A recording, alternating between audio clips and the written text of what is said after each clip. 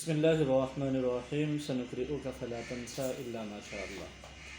میں محمد طلحہ سے مخاطب ہوں۔ میں جب تو ایک اہم موضوع بتانے لگا ہوں۔ موضوع کا عنوان یہ ہے کہ جب انسان کی زندگی میں گناہ سرزد ہوتے ہیں تو انسان کی زندگی میں گناہوں کے سرزد ہونے کے بعد اللہ اس کی زندگی سے کیا کیا چیزیں ختم کر دیتے ہیں۔ میرے پیارے امام شافعی رحمۃ اللہ علیہ نے ایک مرتبہ اپنے استاد امام وقی رحمۃ اللہ علیہ سے کہا کہ میرا دماغ کی جو میموری ہے، حافظے کی قوت ہے، یہ ختم ہوتا جا رہا ہے۔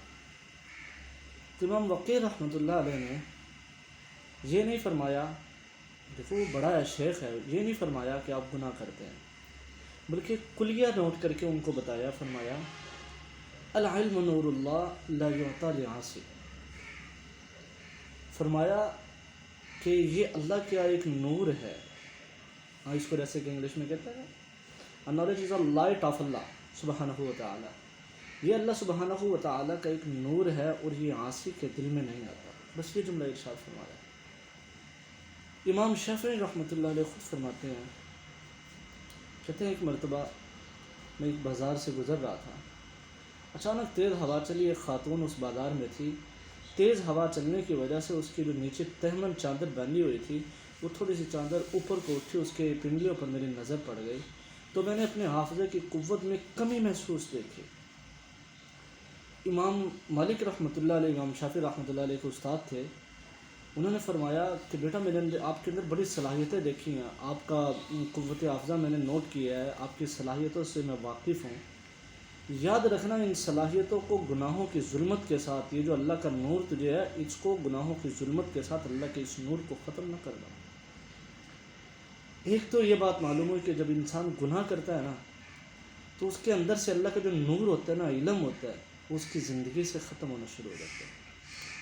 اور دوسری میرے پیارے اس گناہ کا اثر یہ ہے کہ جب انسان کی زندگی میں گناہ سرزد ہوتا ہے تو اللہ سبحانہ و تعالی اس کی عمر میں جو رزق ہوتی ہے نا وہ بھی ختم کر دیتے ہیں، چھینتے جاتے ہیں، ختم کرتے جاتے ہیں۔ اور ہمارے ہاں ہم یہ سمجھتے ہیں رزق شاید پیسے کو کہتے ہیں۔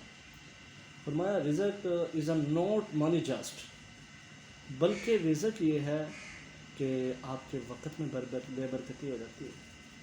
آپ کا ماں باپ کے ساتھ جو ماں باپ کا شفقت والا معاملہ ہوتا ہے، اللہ خود بخود اس کو نفرت میں، سختیوں میں بدل دیتے ہیں۔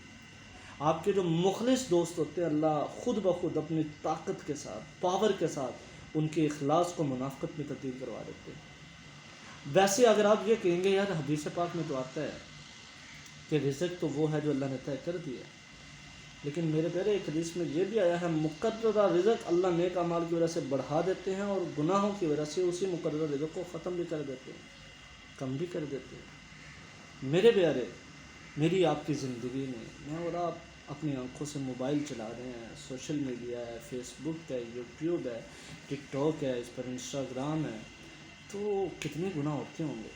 اگر یہ اللہ نے ایجاد کروا ہی دیا ہے، اس کو اچھے استعمال میں لے آئیں۔ یہ جو آنکھ ہے نا، ہمارے استاد کہا کرتے تھے، اکثر لوگ کہتے ہیں کہ یار ہمارے نا کپڑے ناپاک ہیں، ہمارے کپڑے ناپاک ہیں۔